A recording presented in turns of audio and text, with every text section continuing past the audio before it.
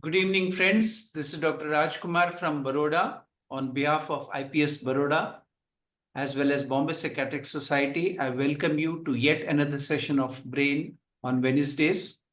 To chair today's session is Dr. Karishma Rupani, who has had her medical education at JJ Medical, at the Grant Medical College, Topiwala Medical College, as well as St. GS Medical College, and has been presently the professor of psychiatry at KM Hospital. She has been decorated with a number of achievements. Awards have been her way. She has been an avid publisher also. And the session today is Epigenetics on Psychiatry. Dr. Karishma, the floor is yours. Thank you, sir. Good evening to all. At the outset, I would like to thank Dr. Rajkumar sir and Dr. Shobha ma'am for having me to chair this session. And I feel honored because I have been Dr. Malay sir's student since I was born in psychiatry in Nair Hospital. So, sir needs no introduction, but I'll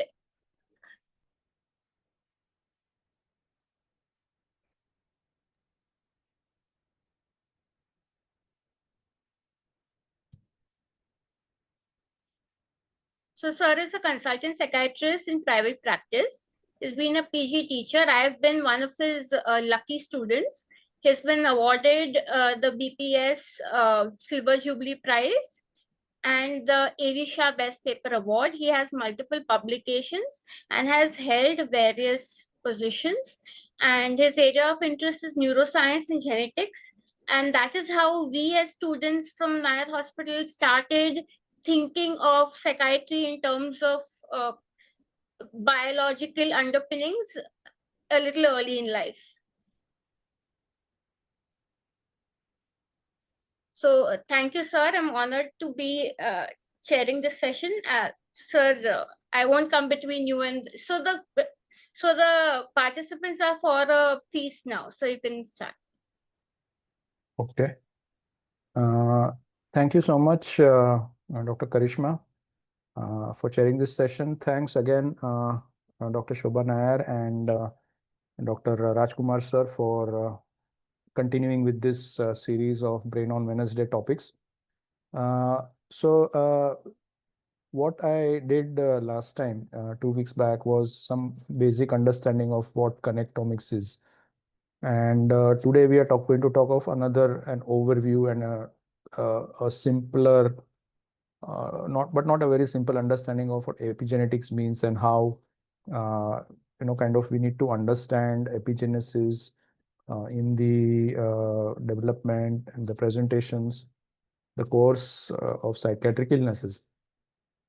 Before we started, before we got on, Dr. Shobha Nair asked me whether I could sum up what we had done in the last session. So just a few minutes on that, a couple of minutes, 2 or 3 minutes on that before we go on to epigenetics. So what we did last time was that we tried to understand what connectomics is, in the sense, how do different regions of the brain connect?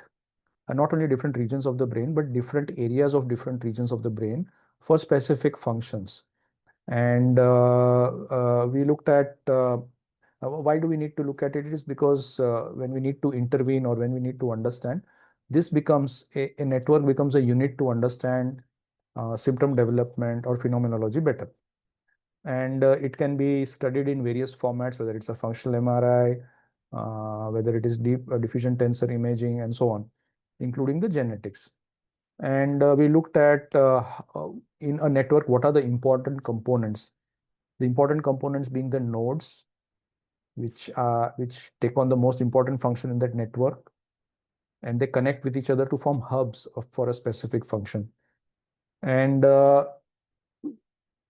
we also looked at 3 main networks. There are many, but classically 3. We looked at the default mode network. We looked at the salience network, and we looked at the central executive network.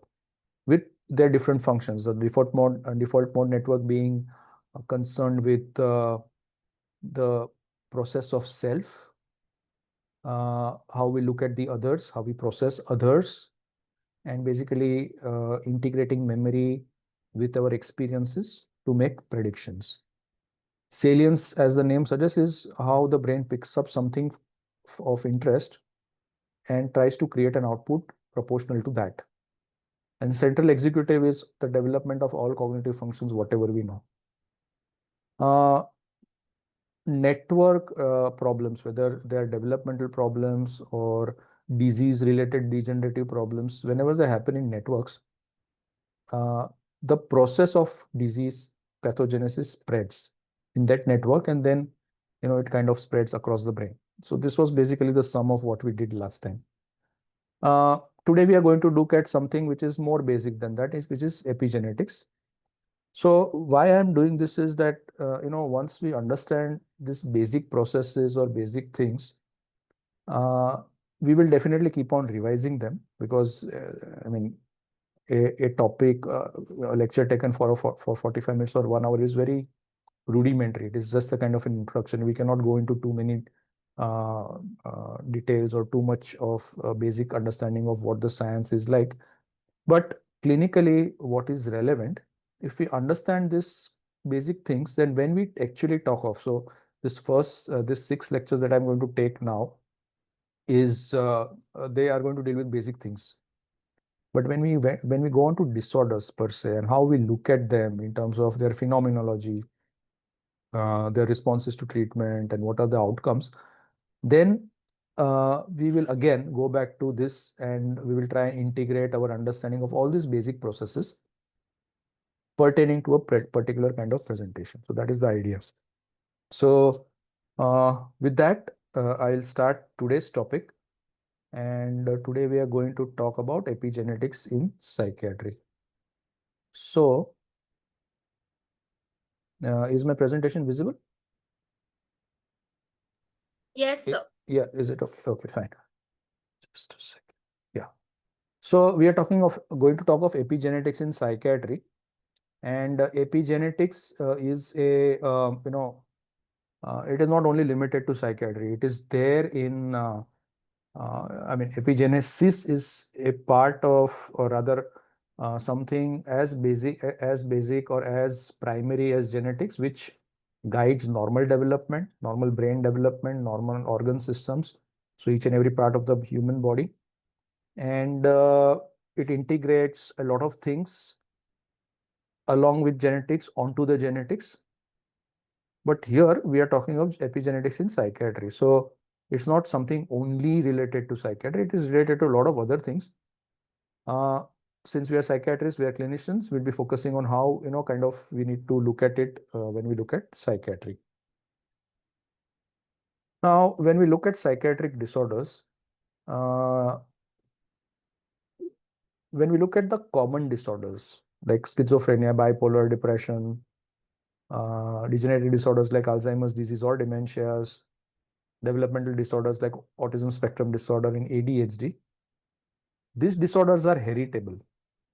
Now, major depression is 0.37, but the others are the numbers are quite high, which is 0.81 for schizophrenia, 0.8 for autism, bipolar again similar, 0.75, ADHD 0.75. Now, what does this mean?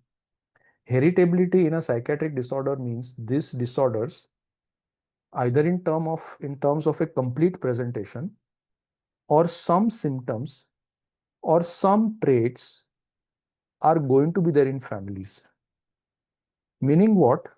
That there is something in the whole family, immediate family, first degree relatives, even second degree relatives, where we have a spectrum of presentations. In an individual who comes to us with, let's say, delusions, hallucinations, or break from reality, as we would like to say, this person is presenting with the phenotypic presentations, and many phenotypic presentations which we label as schizophrenia. But when we look at close family members, which is the immediate family, first degree relatives, even second degree relatives to an extent, we will get either some of these symptoms, but not the whole collection, or many of these symptoms in a low grade format, means they are there in the background. They may not really hamper with functioning, but if we look at and if we take the opportunity, if they come to us and talk to them and try to understand their cognitive functioning, we may see some of these symptoms in a not in a dormant, but in a subsyndromal kind of a presentation, meaning psychiatric disorders, not only this, but even anxieties, addictions, they run in families this way. So when somebody comes to us and we ask, is there a history of a psychiatric disorder in the family? Most often the answer is no. But that no means that there are no obvious phenotypic presentations or many symptoms or symptoms in a below a threshold level, which people are not either aware of or they fail to report. So the higher heritability means the more chances that many members of the family, immediate family, first degree, second degree, to an extent, will have a vulnerability which is much more common than an individual who doesn't have this illness or the general population, so to say. So schizophrenia has high heritability, ASD has high heritability, bipolar disorder has high heritability, ADHD has high heritability, and Alzheimer's disease. So they have taken only one kind of a presentation in dementia, but if you look at the dementia disorders, then the number is pretty high. Now, what contributes to this heredity? Of course, we talk about genetics, so we can talk endlessly about genetics. So we know that there are so many genes that are involved. Again, let me make it clear that there is no single gene for a single disorder. There are multiple genes for all psychiatric disorders. And if that is not enough, there is a huge overlap between disorders. So there is going to be a huge overlap in the genetics between schizophrenia, mood disorders, OCD, and autism, and so on. So it's not very simple that way. So one of the factors is genetics. By genetics, we mean that there is something which is going to go wrong in the DNA. So, when on the DNA, groups of base pairs will form and function like a gene. So if there is something wrong in that, some base pairs are changed, deleted, added, or there's some damage, which we call as mutation, then it is a genetic component. But the point is that what we have understood till now is that all our disorders are polygenetic in nature, means there are multiple genes, so not one single gene. Secondly, they are non-specific, means if I have a certain number of genes which I find to be associated with the development of psychosis or mood disorders, okay, they are not, this will determine psychosis and that will determine something else. No, they are overlapping. So that is one thing. We also look at many other factors. So even if I am born with, let's say, 100% normal genome, means there are no mutations or anything anywhere, still I can develop certain psychiatric illnesses. And this development, no family history, nobody in 10 generations has had any psychiatric problem, and how I have developed one. This will probably be related to something called as epigenesis or epigenetic modulation or epigenetic phenomena. By that, what is understood is that there is nothing wrong in the DNA. The genes are all fine. They should be functioning fine, but yet something is going wrong, wherein there are other influences. So other influences could be n number of things that are mentioned here. What is mentioned here are things that are studied and found to have an association with psychiatric illnesses of different kinds. So in short, if we sum up this slide, it means that there are other influences which we would call as external influences or environmental influences or stressors, which have some effect, thereby producing an illness. So how does this happen? How is the effect of something external on the DNA, which is okay, and then finally producing an illness. So this is the purview of epigenetics. Now, let us just take a few minutes and understand what is DNA, what are the genes, and what are the chromosomes and all. So if we start from here, these base pairs, okay, they are lined one after the other, okay, and form double stranded alpha helical DNA. So this is the DNA with the base pairs. So this is the DNA, and the DNA is pretty long. It can be miles and miles long, but it is kind of not in the form of a thread, but it keeps on winding around what is called as a histone complex. So it is the same thing like, people who know how to sew. There is a needle and there is a thread, but the thread is wound around a spool. We can't keep the thread straight, otherwise it will get tangled. I will get so badly tangled that we will not be able to really get any meaningful thread out of it to sew our buttons or stitch something. So the histone works like that reel along which the thread is wound. In this case, the thread is the DNA. So it twists around itself, it twists around itself, it twists around the histone, another histone. So it is tightly packed, and this tightly packed loops, solenoid loops, actually form the chromosome. So when we kind of disentangle the chromosome, then it becomes a long, very long single thread. But this is wound, tight. So a lot of information is now condensed and stored in this chromosome, and these chromosomes are found in the nucleus. So this is what they're trying to say, right? It starts with the DNA. The DNA keeps on winding around itself. It keeps on winding around the histones. These histones also keep on winding around themselves to form a tight structure. These tight structures also keep on winding around themselves and form chromosomes. So we have 23 pairs of them, and everything that a human being is, human phenotypes are, comes from here. Okay. So what is the genes? What are the genes? Genes are, let's say, just to make it simple, let's say this much part of the DNA, or this much part of the DNA, for example. And this part of the DNA has got certain function. What function? It will produce certain proteins for certain functions, right? And these proteins will then, be either enzymes or be structural proteins, or they will be certain proteins which help in the development, and so on and so forth. So this is the gene. So if we look at this whole thing, there will be so many genes on a single chromosome.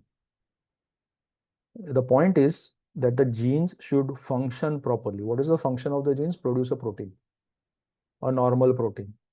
Now, if anything comes in the way, if there is something wrong in this base pairing sequence or the components, then this DNA is malfunction. So this becomes genetics.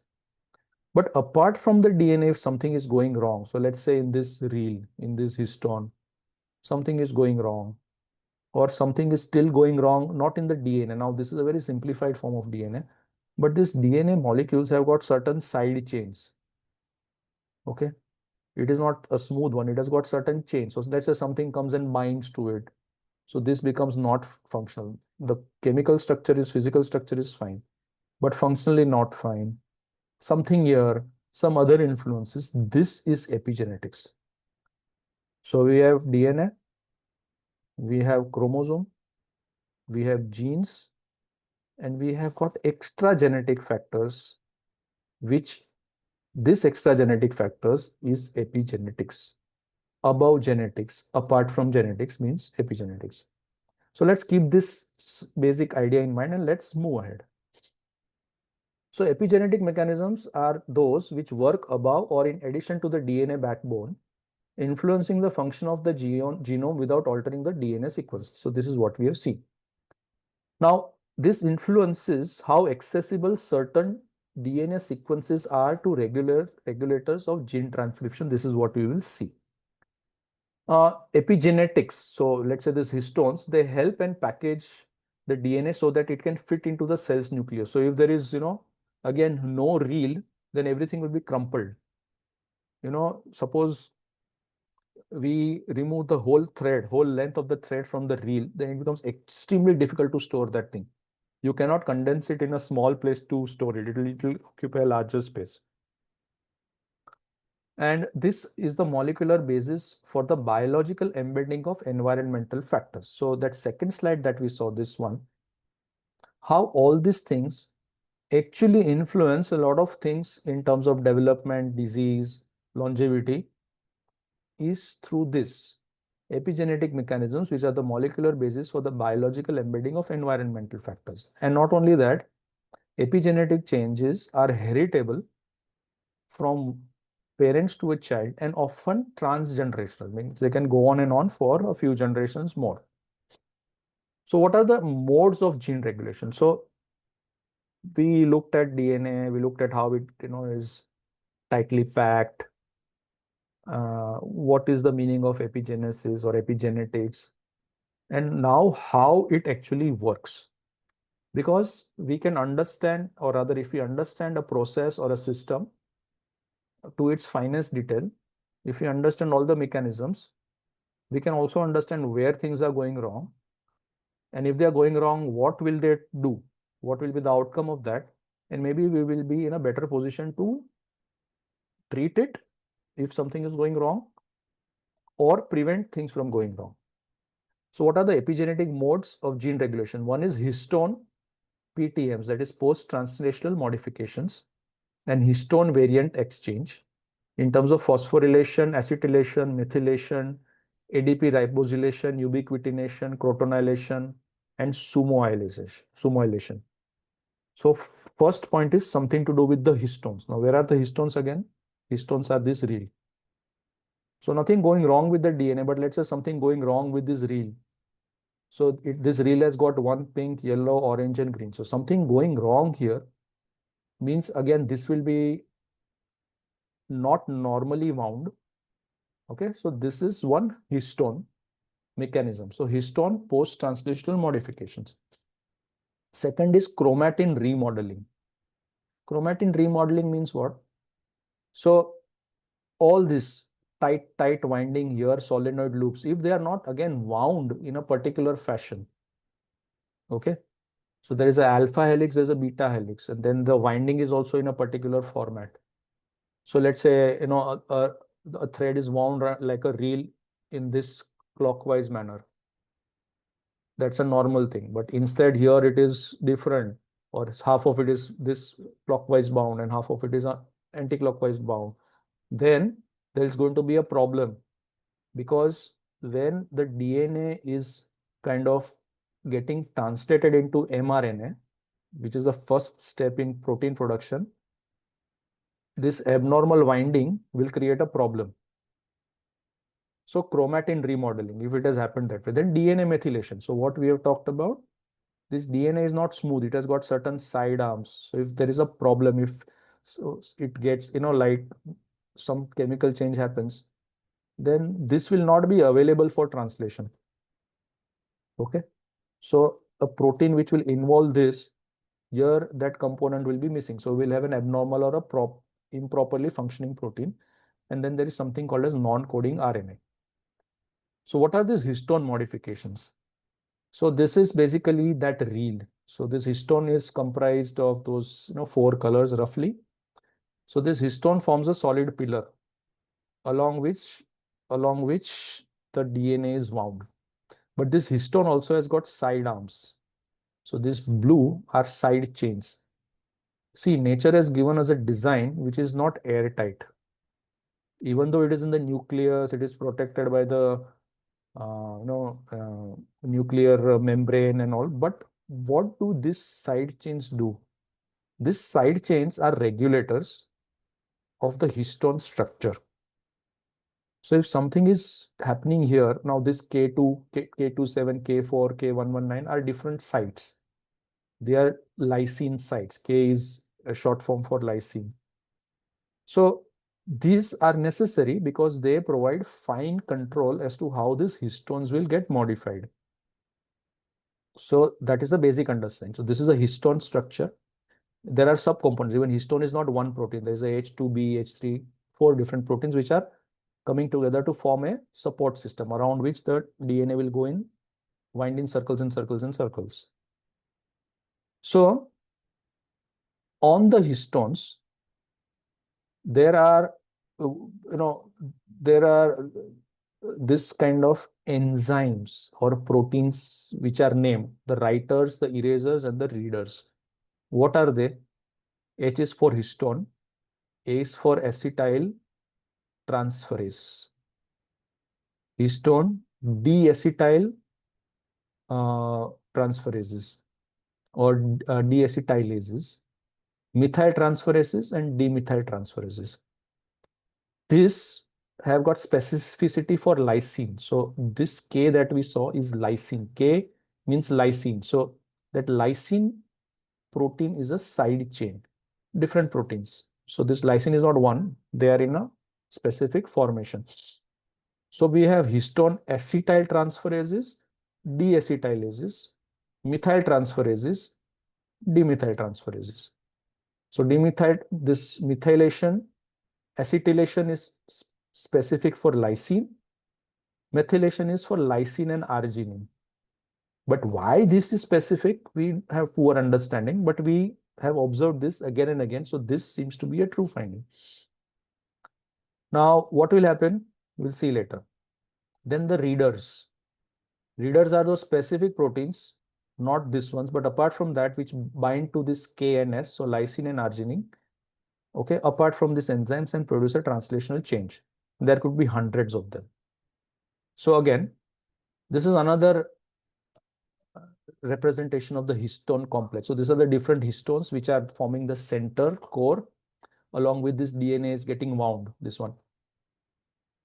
And these are those side chains, those lysine ones, everything is K. So for example, H3 has got this tail, which is lysine.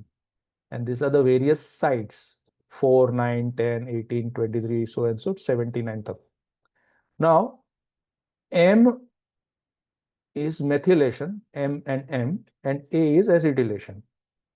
Green is permissive methylation, M is repressive methylation, A is permissive acetylation, P is permissive phosphorylation. So what they are trying to show us is there are 4 types of reactions: methylation, acetylation, and phosphorylation. Now, depending on the site, different things can happen. So if methylation happens here, it is permissive. Means if methylation happens here, this will kind of activate this or activate certain processes. Repressive, it might inhibit. Permissive, acetylation.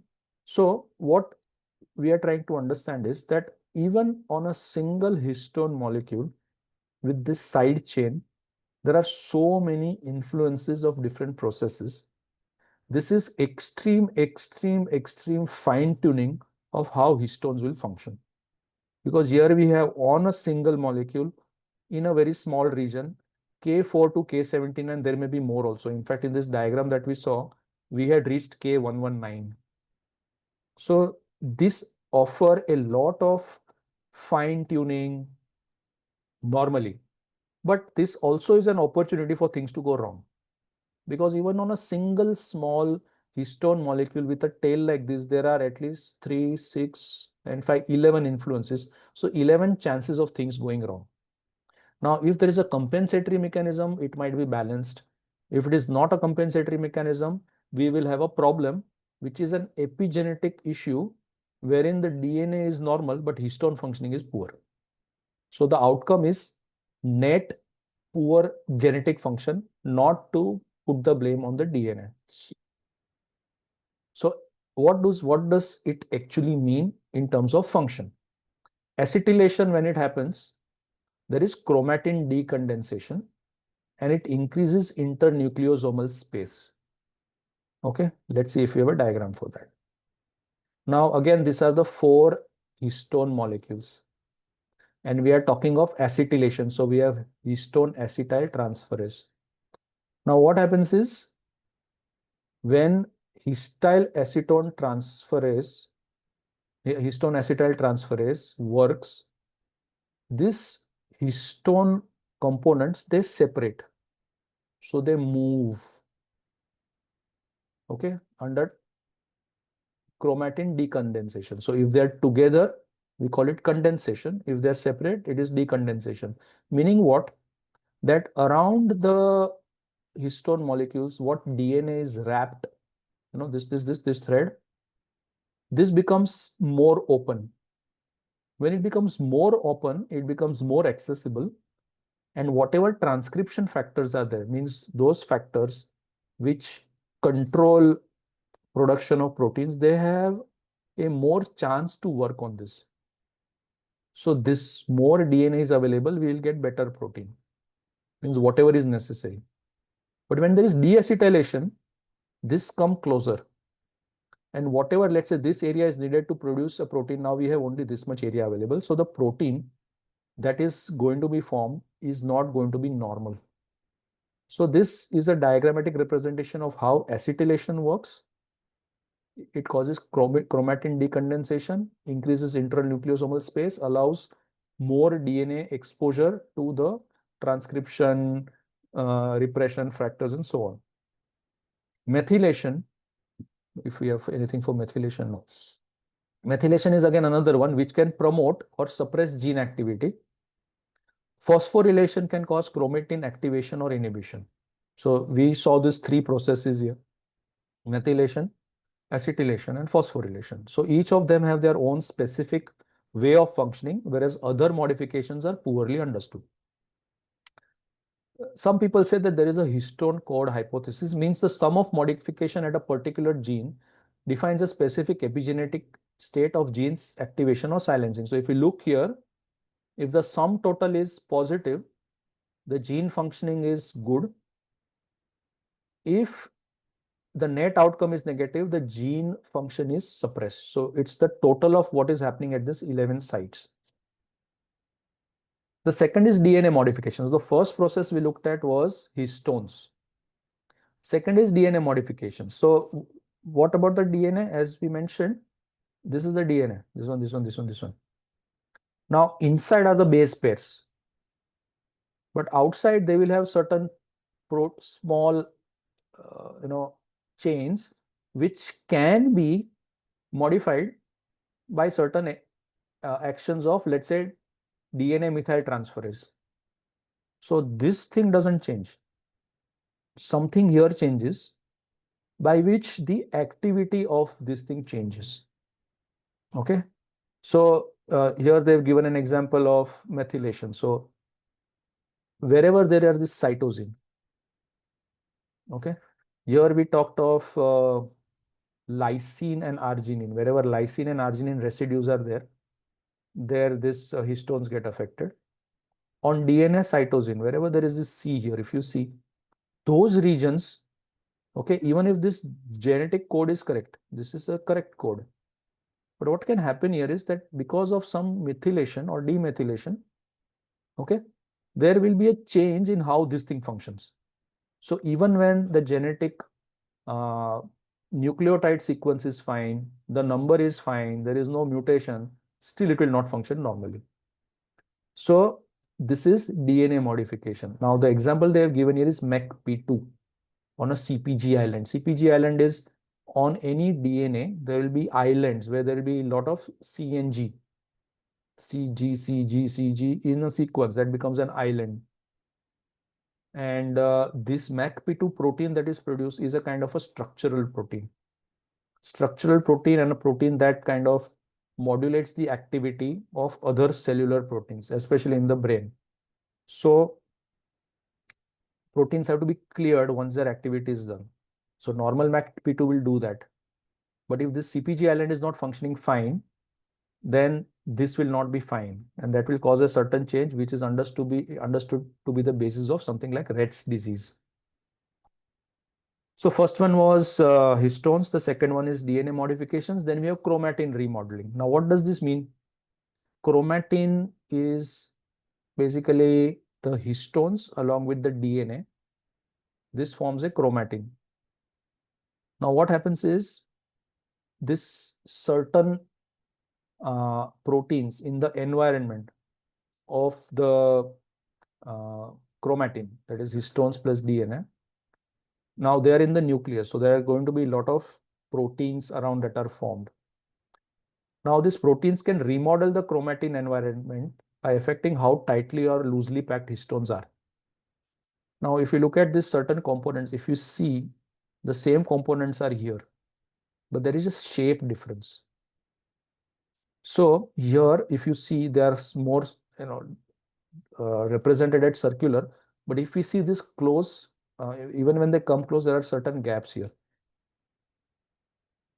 But if you see this protein arrangement, the same ones, everything is tightly bound.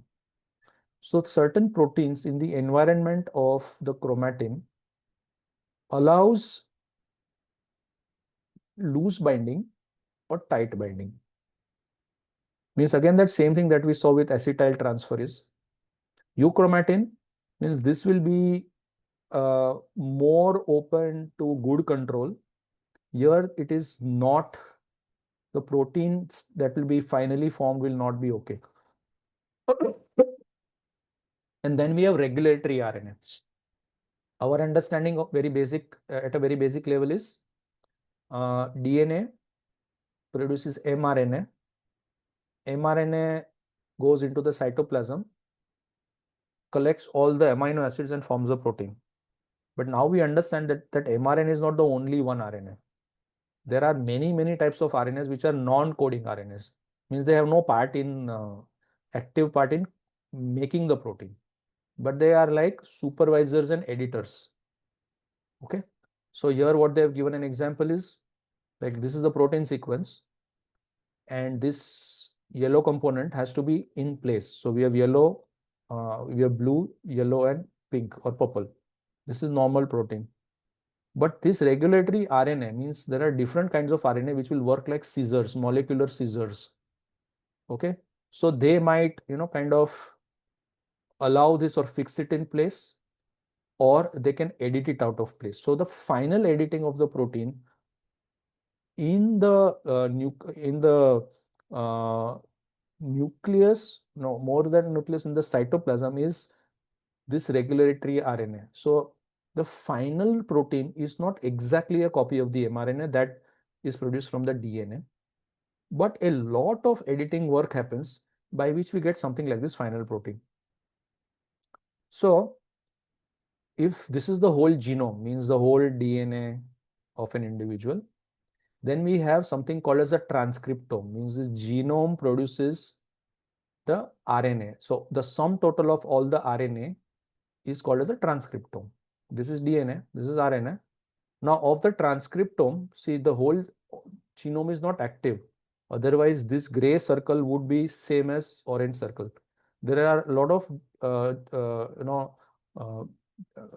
segments of DNA or genes which are quiet. They are there for certain reasons, but not for producing proteins or RNA. So the transcriptome is a smaller circle.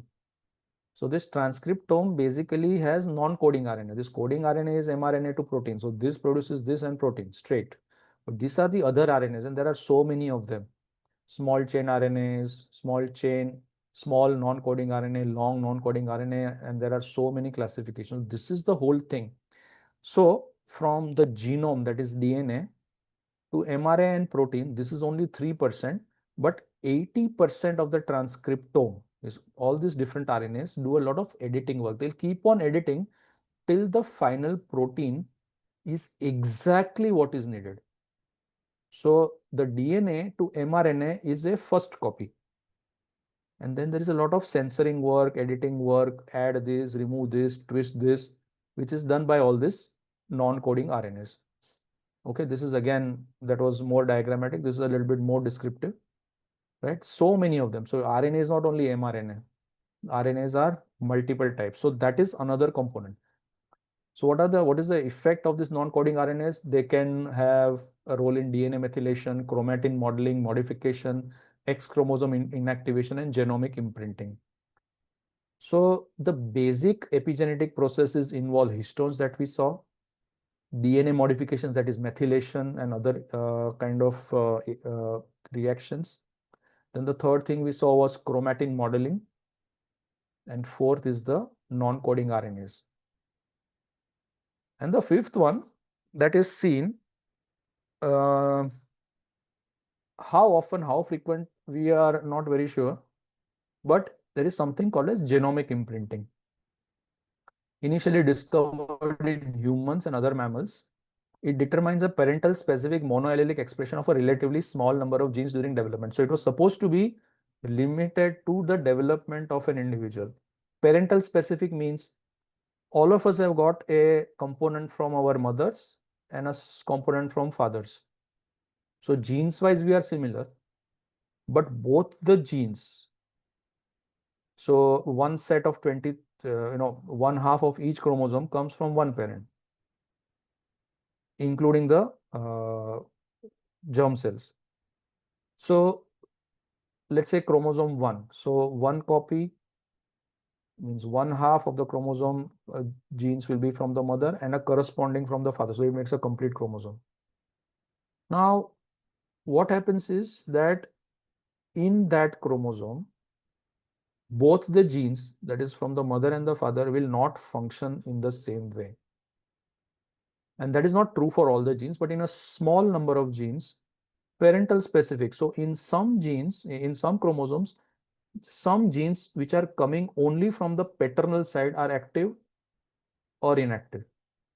So in spite of having a double component, only one set of genes is functioning. This is called as imprinting. Why it is called as imprinting is because right from birth, this certain genes have got this mark, an epigenetic mark, that they are not going to do anything. They are going to keep quiet. This is called as imprinting, genomic imprinting. And this can happen in all genes, all chromosomes, including the germline. So X and Y. Okay.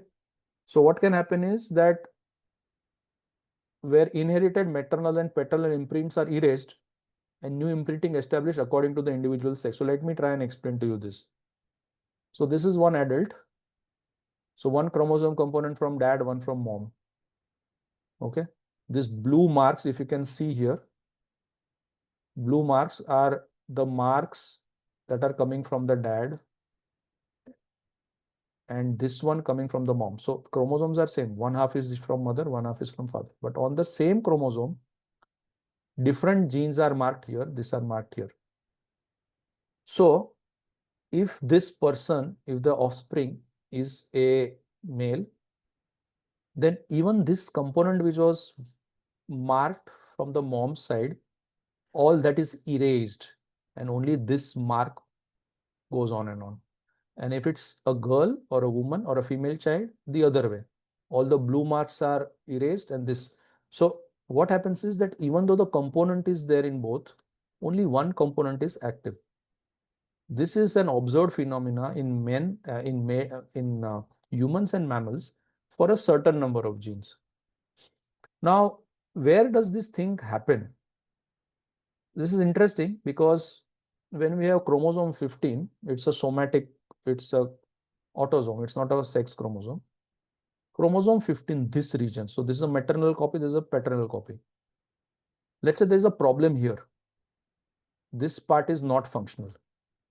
Normally, what would happen if both of these regions were equally functioning? If this was functioning, this would take care of this not functioning. But this is quiet. This is a problem. So the problem persists in the individual because of a faulty or a genetic defect on chromosome 15 in this area, not getting compensated by this silent area. If this area was not silent, this would not have been a problem. So chromosome 15, problems in males, the paternal component, this is Prader-Willi syndrome. But the same thing, it happens in the reverse fashion. Same area in the chromosome component which has come from the maternal side, and the main, the paternal side is not functioning. This gives to Angelman syndrome. So the genetics is the same, almost the same. But I mean, this is one of the factors which contributes to Prader-Willi and Angelman. There are others also, but fascinating because same area of the chromosome. So ideally, this should be functioning. This area and this area will be functioning same. Only thing is this component comes from the mother, this component comes from the father. But if there is a problem with the paternal component not compensated by the maternal one, we get Prader-Willi. There's a problem in the maternal component not compensated by the paternal one, we get Angelman syndrome. Completely different presentations. This is a genomic imprinting. Why? Because these are marked. This is marked. This is not going to work. This is marked, not going to work. Okay. So how is a disease produced? So everything, all those influences will form, whether it's histone, whether it is DNA, whether it is non-coding RNA, whether it is those other changes that are happening, everything together forms an epigenome. Means I am born with an epigenome. What has an influence on that environment? Again, germline genetic variation. So epigenome is there, but there are certain genetic issues also, especially germline. Stochastic events are the ones which are random, but they have got a, their effects are unpredictable. So they happen randomly and we don't know what's the outcome going to be. The stochastic events and the epigenetic inheritance system, they have an effect on the epigenome. So the final output is an intermediate phenotype or biomarker, and then finally a disease. So basically here would be genes, all the factors affecting with an epigenome in place, intermediate markers, intermediate phenotypes, and finally a disease. So how does it make a difference to us? When we look at psychiatric illnesses, the first thing that comes to mind when we try to understand excuse me, any pathophysiological process is the transmitters. So again, it's the same thing here. This is the DNA, this is the histone, okay. Then this is the microRNA, which is that non-coding RNA which does the editing work and so on. This is one of the genes that they have shown. So final output has to be a protein or some component of the protein with something else, but where is it going to matter? So for us, what are the important things? Second messengers, protein kinases, receptors, cell structures, ion channels, and this is going to be not only important in production of an illness or the symptoms, but also in how people are going to respond to medication. All of us do not respond in the same way to the same dose of the same medication. Other gene products, so as we mentioned, ion channels, receptors, intracellular signaling, cytoskeletal proteins, this is the final outcome. And what is important is this, that this leads to long-lasting adaptive changes in neuronal function. So just to go back to that previous one, we looked at this one-way process, epigenome, intermediate phenotypes and biomarkers to disease. But the disease also has an effect on everything. Disease has an effect on the intermediate phenotypes, might lead to further epigenetic changes even without all these things.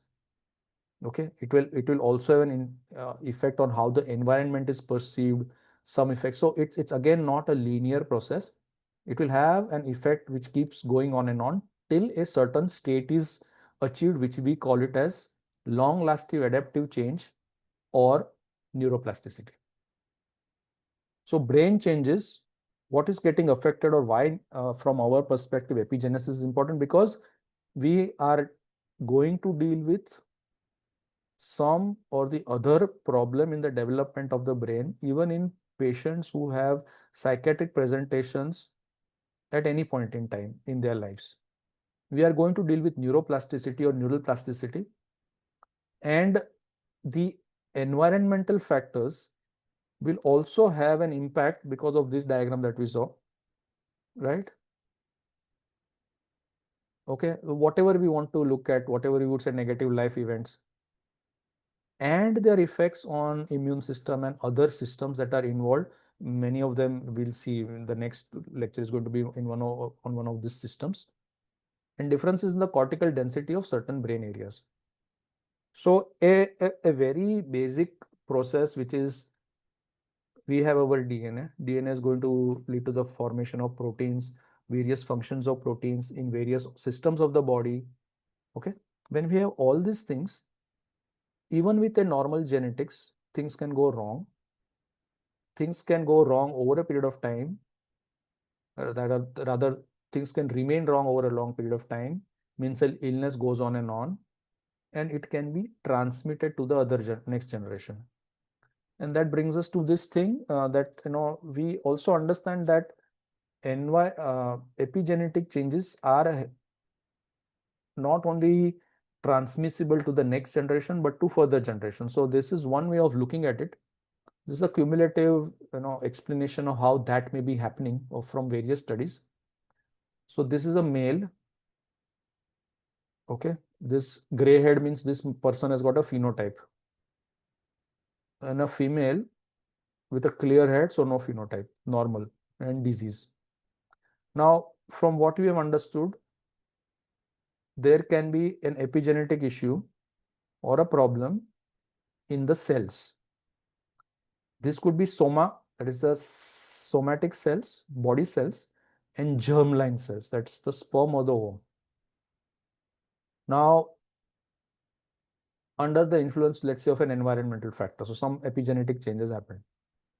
Now, if this change is happen in a germline, means the germline is getting affected, means the gametes are getting affected, sperm or the ovum, then even when this person, let's say, marries a normal person, the progeny is going to have a problem because the germline change. So here germline changes can be anything. This is what we talked about: DNA methylation or histone modification or microRNA. This is the non-coding RNA. But what they have found is that if the epigenetic change is happening because of a microRNA or a non-coding RNA, then even if there is a germline change, it is also probably going to have a change in the somatic cells. So everywhere things are getting affected. Now, what we also understood is that if there is a male stamp, male epigenetic mark, then all the cells, including the germline cells, will be with that male mark. So if this couple has a male child, he is going to have the same problem. So this has gone from parents to the first generation with the same change. Again, let's say this person marries a normal female. The child, if he's a male, is going to have a similar problem. So this has come from the base pair to the first generation to the second generation. So this is what people have observed in studies, and they have tried to understand the mechanism of how this thing happens. So it's not, as I said, that epigenetics is not related only to psychiatry, though our focus is psychiatric illnesses. But why it is important is that forget all these things. There are just too many of them. And this was a paper, let's say in 2015 or 16 or 17. So 7-8 years back. So why I'm not focusing on epigenetic mechanisms. The more we understand, the more we'll know the details of this as well as newer mechanisms or other mechanisms. But see the array of illnesses that are supposed to have epigenetic mechanisms in their pathophysiology. So of course we have depression, but in addition, cancer, rheumatoid arthritis, SLE, type 2 DM, congenital heart disease, obesity, asthma, degenerative neurological diseases, whether they are Alzheimer's, which are late onset and slow progressing, to Huntington's and all these kind of things which are fast progressive. So all these disorders have a epigenetic component in their pathophysiology. What also this should make us aware is that even though all the names are not given here with regards to psychiatric illnesses, is that the shared mechanism of illnesses, especially the chronic ones, are similar. Epigenetic mechanisms will come in this 3 or 4 or 5 mechanisms that we talked about, and many of them will be overlapping. So when we look at, let's say, depression and cancer, they might share the same pathophysiological basis and not one following the other. So this is where we need to kind of expand our history taking to include illnesses which may not be only psychiatric illnesses. In my family, somebody might be having cancer and I might be having depression. Doesn't mean that I do not have a family history of something which is important. This probably would be related at a more basic level when we understand epigenetic mechanisms. Now, what is important to us? These last few slides, we will talk about what we have understood regarding certain specific things in psychiatry. Okay. This is what is a colorful diagram from the looks of it, but this is how stress is kind of encoded genetically in an individual. Means this kind of a thing makes a person have HPA dysregulation, specifically corticoid related, cortisol related, and this makes the system or the cells or the brain very sensitive to stress. This is one of the biological mechanisms which explains a lot of disorders where there is, let's say, glucocorticoid resistance or hypercortisolemia. How is it? In very brief. So I would like to focus on 2 or 3 things. One is this red one, this red C or U, whatever we call this one, this red. This is cortisol. Cortisol is a product of glucocorticoid signaling or HPA axis, one of the components. This green one is the receptor of glucocorticoids. So glucocorticoid is binding to this receptor. So these 2 things, cortisol, glucocorticoid receptor, and then there is a red ball and there is a yellow ball. Now this yellow ball is a protein called as FKBP5 and the red ball is FKBP4. 5, 4. Cortisol, glucocorticoid receptor. This is the cell membrane. This is the nuclear membrane. So this is the cytoplasm. This is the nucleus. This is the DNA. I mean, we don't have DNA in such artistic fashion, but this is for diagram's sake. Now, what it means? Cortisol actually works or has its action on the genome. That's why it's shown here. Glucocorticoid receptor, cortisol. And then it is kind of attached to the DNA. Right? So cortisol has multiple actions, one of which is intranuclear on the DNA. So cortisol, when it acts on the DNA, it produces a lot of effect on the genetic activity at various levels for various things. Now, we do not want overactivity, okay, because things could go wrong. We do not want underactivity, otherwise things will not happen. So how it works? Glucocorticoid, this is cortisol, binds to the receptor.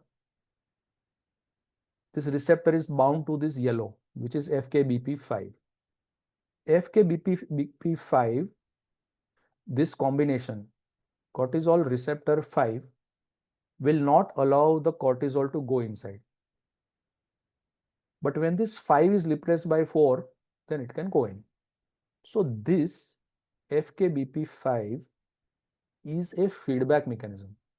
Means the more of this coming inside, the more of this will work. Because you don't want too much of cortisol activity inside the nucleus on the DNA. So this is a feedback. It's a it's a molecule level feedback for hypercortisol activity. Only when 5 is replaced by 4, then it can go in. Now, FKBP5 is a protein. So FKBP5 is produced by a gene which produces FKBP5.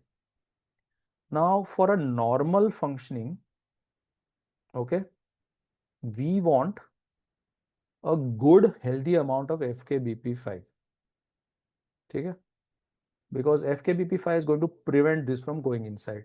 Now, if there is a problem with that, If there's a problem with that, in case, this is underproduced, then what will happen? If this is underproduced, this may not bind so much, okay, but more of it can go. So this functioning negative feedback loop will get disturbed. Now, what people have understood is that there can be an epigenetic change, kind of low methylation. Low methylation would mean that lower amount is produced, okay, and it may not be adequate to maintain this balance. This produces cortisol related problems in that it will sensitize that. So we have, let's say, more. So more of it will not allow the cortisol to go inside. So this becomes very sensitive. So even little, if it goes in, can produce a large amount of change. So this is something called as one of the mechanisms, not the only, not the best, but well understood mechanisms of stress sensitization. So if we can have something that will work on this FKBP5, maybe not at an epigenetic level, but in terms of kind of here, so that the activity is modulated, okay, it can help in disorders which have got this sensitivity at the base. So hypercortisolemic states are depression, anxiety, PTSD, and so on and so forth. When we look at schizophrenia, again, a lot of changes have been observed, okay, without getting into details. DNA modifications, so DNA methylation at renin promoter, regulatory RNA, so many micro RNAs and things like that. So how does it work? Again, it's the same thing, genetic factors. So problems with these genes. So COMT is monoamine related, NRG1 would be glutamate related, interacting with environmental factors could be anything. With epigenetic alteration means basically hypermethylation of renin, again hypomethylation of this. So the enzymes or the proteins here are not functioning, and we get schizophrenia phenotypes. This is how, even if there are genetic factors or not much of a problem here, with this we can still have schizophrenia symptoms. Major depressive disorder. Even if you look at the first slide, the heritability component of major depressive disorder was around 37-38%. Even in this kind of a problem where the heritability is not crossing 50%, there are so many changes that have been found from the epigenetic point of view. So DNA modifications, histone, regulatory DNA, 3 components of the 4. Hypermethylation at BDNF. BDNF is an important brain-derived neurotropic factor because it provides a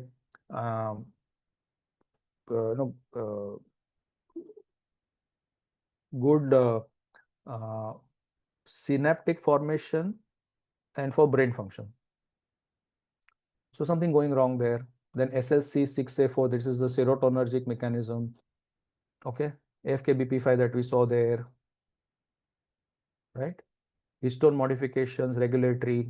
Now, if you see MIR 132, 132, 124, but they are somewhere here also, 132, 132. So again, epigenetic changes are not kind of exclusive.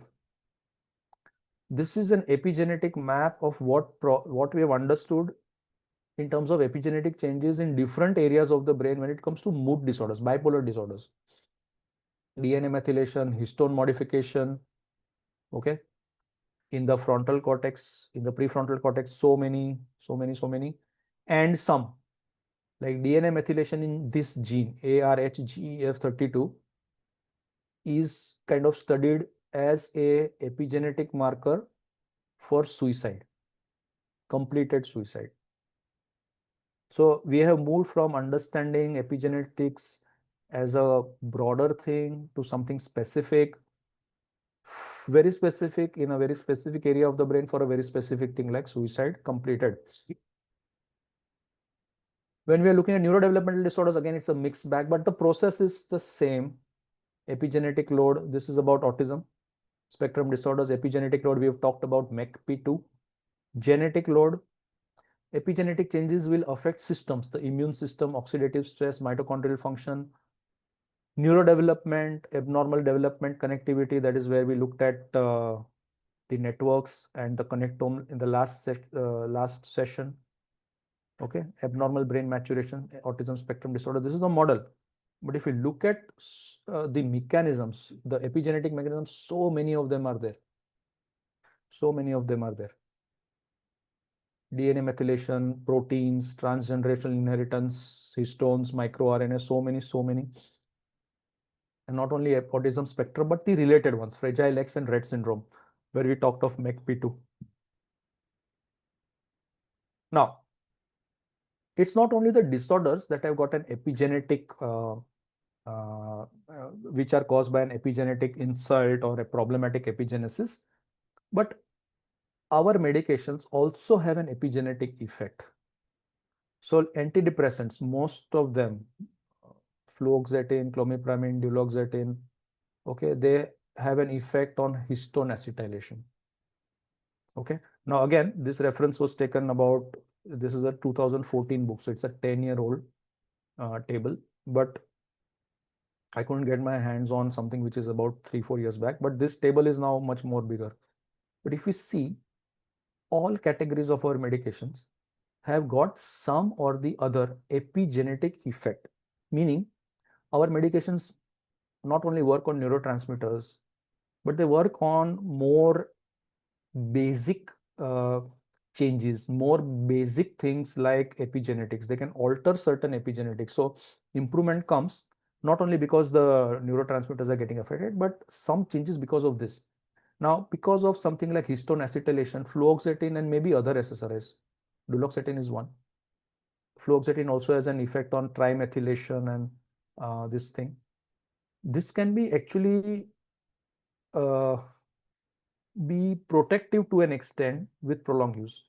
So not only depression gets better, but the neurons remain healthy.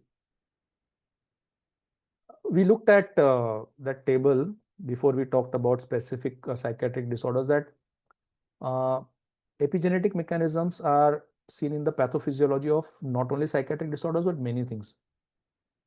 Now, these are basically these blue ones, whatever is written in blue are the components of epigenetic changes. So we have got histone enzymes, DNA methylation, histone variants, chromatin, so on and so forth. Now, what is also important are these things that are written here. So let's say in tumor suppression or immune activation, we need to address DNA methylation. When we are looking at cancer and DNA repair, we again need to look at histone variants. When we are looking at cancer and inflammation, we need to look at other metabolites. Now, these are the different kinds of changes that have been observed in various types of disorders.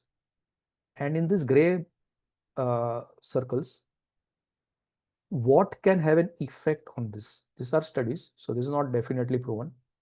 So let's say we have histone modifications and we are looking at stem cell reprogramming, drug tolerant cancer cells. So basically something for that, then vitamin C, KMTI, KDACI. K is that leucine, methyltransferase inhibitors or deacetylases inhibitors. This is where we can, this become the targets for histone modification in a situation like this. So this is a evolving field. This is a glimpse of how things may be happening. It depends on technology. The more the better technology we have, with which you can pick up, which is sensitive enough to pick up this kind of changes, we can have a look at it. Another problem is replicability and translation in research. So all these things are there. The start of all these things comes from small animal studies to mammal studies, and how much of it is going to be translated for human illnesses is one thing. But even small studies, if they are there, there's an issue with replicability. We know certain factors, but we don't know all the factors. So there's a lot of unknown factors, lot of chance factors, or what we call as stochastic factors, which will keep on working. So epigenesis provides a platform for a lot of things to work on, in addition to the already given DNA and the chromosome structure of a human being. And this is how probably n number of disorders, not only psychiatric, but any and every disorder will have a component of epigenesis. And so that's it about epigenetics. Thank you so much, and we can take the questions.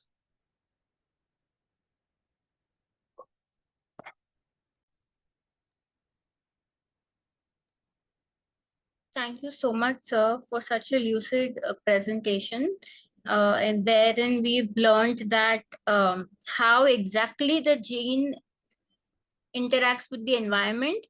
We didn't know that, we just thought that stressors lead to disorders, but now we know why they lead to disorders. And also that this interaction causes long-lasting neuroplastic changes in the brain. And like you said, epigenetics can be markers for, say, a phenotype or symptoms in the future. And our medications affect epigenetics, and maybe it'll lead us to precision prescription or precision medicine one day, sir. Thank you so much. So I'll take the questions. Yeah, sure. Excellent talks of clinically preventive use of epigenetics. With the understanding of what we have in terms of epigenetics now, I don't think there is any recommendation for preventive, because for something to be prevented, we need to know everything about that. It's not just one component. So now, of all the factors that we talked about, the environmental factors, now these are there for everyone. How many of us become ill acutely over a long period of time? How our next generation becomes ill, how does it get affected, is a big debate. And as I mentioned, that we take this to be an understanding of the processes rather than being 100% certain that this is the cause. Now, when we look at media, especially social media, there are individuals who say that I have got an epigenetic score of this much, and over time I did this, and my epigenetic score came down, and I'm living longer. Now, all that is very, very speculative, not definitely in the treatment of scientific medicine. So what can be done about it? Preventive. There can be gross measures. Unless we understand that this is the epigenetic load in this individual, in this family, for this illness, these are the things going wrong. Till that time, only general measures, like take care of your diet, have good exercise, the things that we tell each and everybody, probably that is the only thing that can be prescribed. Okay. So to what extent stressful events become significant enough to have epigenetic changes? No, there is no level for that. Would be very variable, because the thing is that one stress or a situation might affect each individual differently, because even though all human beings have got 23 pairs of chromosomes and everything is fine, we all have eyes and 2 ears and 2 hands and everything, how our systems individually respond to a certain thing is completely different. So I might have an epigenetic score or whatever stressor and all 10, and I might have 10 psychosomatic and psychiatric illnesses, and the same thing for another person might not lead to any kind of an illness. So no, it is a subjective thing, and it is basically something which is related to what people are increasingly looking at in terms of personalized medicine, where people talk in terms of a collection of things, again, not one stress, again, a collection of things. It's a genetic, something derived from there, some epigenetic changes, something in metabolism, something in the inflammasome, and so on and so forth. That is more predictive rather than just to what extent stressor can be problematic. So the next question is similar, that how this information can help prevent. I think we have answered that. Yes, there is sir. no Yes, there is sir. no way you can prevent a psychiatric Yes, illness or even any kind of an illness. Yes, sir. So can you throw light on research on environmental modifications and psychotherapy on epigenetics? Yeah. So what does research tell about epigenetic changes? That it may happen. Okay. But the problem is that when these changes are there, epigenetic changes are there, they don't reverse actually. They are there. They are going to, be there. They will have their effects, and by the time some intervention comes. Now, we talked about that FKBP5, how an individual gets sensitized to stress. That is the effect of cortisol and abnormal HPA axis. That is actually a hypothesis. This is how we understand. Now people have thought that, okay, we have understood FKBP5, and what can be done? The problem is modulation. You cannot have it more, you cannot have it less. And if you're looking at the system, only that one thing, it's fine. But if you're looking at the things that are affecting that, there are many of them. So the question was, what are we going to do? Okay. So they did an experiment on mice and they knocked out that FKBP5 gene only. And those animals were anxiety free. Those were rats. Okay. But the problem is that will that kind of a population be able to live healthily in the environment given? So one thing was that. Second thing was, okay, we can modify. Let's say, let's knock out everybody's gene. But at what point in time? When do we realize? Okay. So even if we understand epigenesis, whether what we are going to do is going to cause a change, a significant change, is a big question. So I am not going to talk to anybody or tell anybody that you do this and there will be an epigenetic change. When we have molecules, we have a better way of understanding epigenetics because we can do some interventions and all. But when it comes to therapy, again, very subjective kind of changes will happen. And whether those changes will be measurable in terms of an epigenetic change is going to be very difficult to, or rather any therapy would be recommended to bring this down. Okay. So can you comment on the extent of effect of long years of war will have on the genome and its subsequent ramifications? See, it is like this, that an epigenetic change doesn't happen overnight or even in a period of time, and in the same extent in populations. Now, there are certain studies where people have been living in areas of extensive famine for years together, and that has caused an epigenetic mark on their genome. Let's say about how in times of good nutrition, their metabolism would be challenged or not challenged. Now, if you take that, then anything that goes on, any adversity that goes on and on, okay, can in individuals bring about an epigenetic mark. But as I said, everybody doesn't have the same functioning genetics also. So whether that epigenetic mark will cause certain something may not be, we cannot be certain about that. But to answer the question, extent of long years of war, deprivation can have. There are studies, especially as I said, on long-term famines and things like that.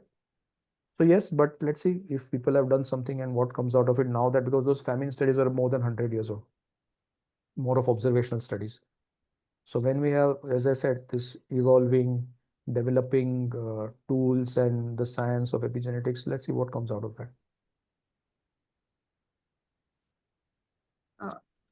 Just a comment, excellent lecture, sir. That brings us to the end of the question. So over to Dr. Rajkumar, sir.